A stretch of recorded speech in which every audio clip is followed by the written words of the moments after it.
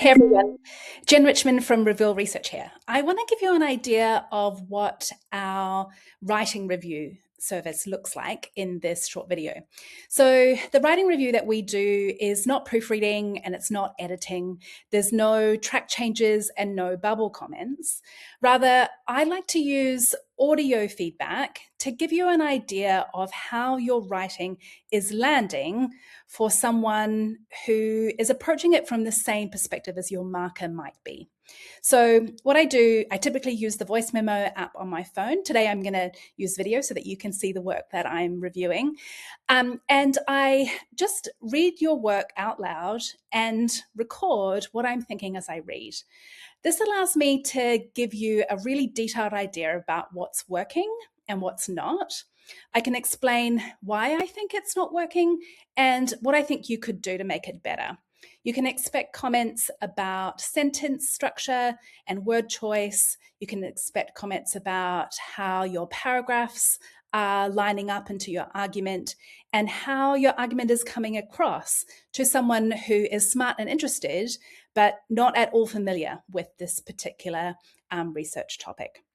So what I'm going to do is record a little bit of audio feedback on this thesis draft that I have in front of me to give you an idea of what that looks like so that you can decide whether this service might be useful to you. All right, let's jump in. So we're picking up here in the middle of page 4 of this thesis draft with a sentence that starts, "With the integration of technology in classrooms, there are inevitably arguments against the use of laptops. Although the use of laptops in classrooms is not a new concept, educators' attitudes towards laptops remain underwhelming." All right, so for this piece of work, I think the writer needs to think about whether their topic sentences are really doing their job. In the start of this paragraph, it sounds a little bit like the topic sentence is repeated twice, right? So we're talking, the point of this paragraph is, I think, going to be about the arguments against laptops. But in the first 2 sentences, they kind of say the same thing twice. Educators' attitudes are underwhelming and there are arguments against. So I would suggest that you pick one of those topic sentences and choose whichever one you think is strongest, right? So then they go on to say, the primary concerns regarding laptop use in the classroom include concerns of their use for non-educational purposes during class and concerns about facilitating cheating. For example, so I like that kind of signposting. So they've got 2 things, and then they're giving me an example of maybe one of them.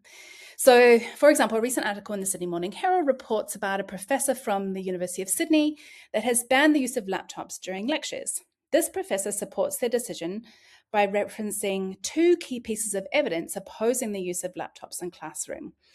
Specifically, the professor refers to a study demonstrating that laptops can be distracting and another indicating that handwritten notes promote deeper conceptual understanding of lecture content. All right, so there's a little bit of inconsistency here. So up here, we're talking about the primary concerns are concerns for their use in non-educational purposes. So that's kind of the same as being distracting in class. But the second concern is about facilitating cheating above. And down here, we're talking about the alternative being better, writing your notes by hand being better.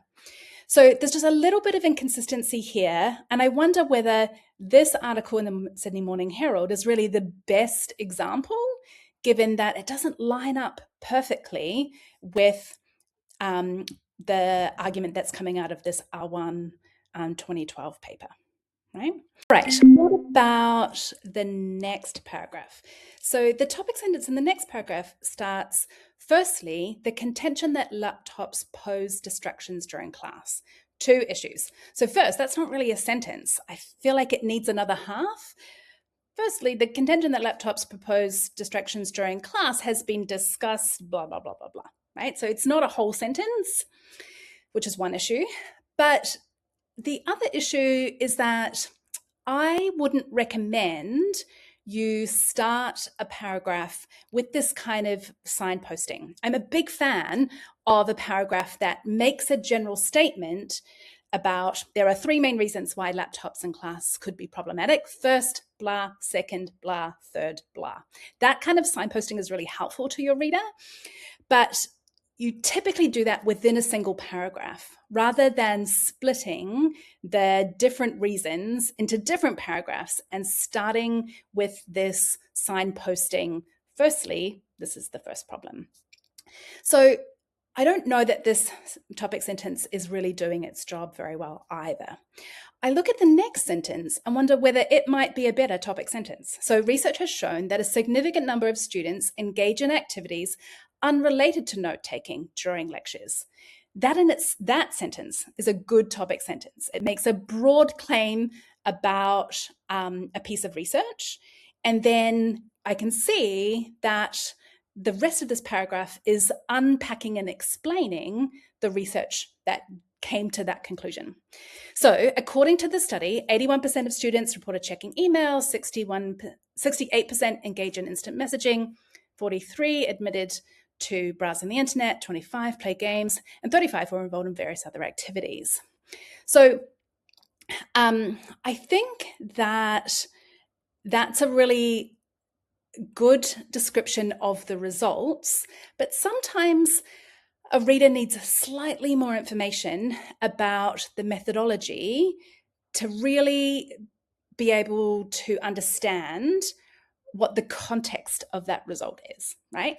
So I would recommend putting a tiny little bit of information about who these students were, what kind of, were they undergrad students, were they psychology students, and what they were asked to do. So were they asked to complete a survey in class? Was this study conducted online? Just a little more information so that we can place that result in context would be useful. All right, and then the next sentence is, similarly, another study found that multitasking during a lecture reduced comprehension of lecture material. In this study, participants were asked to take notes on their laptop during the lecture. I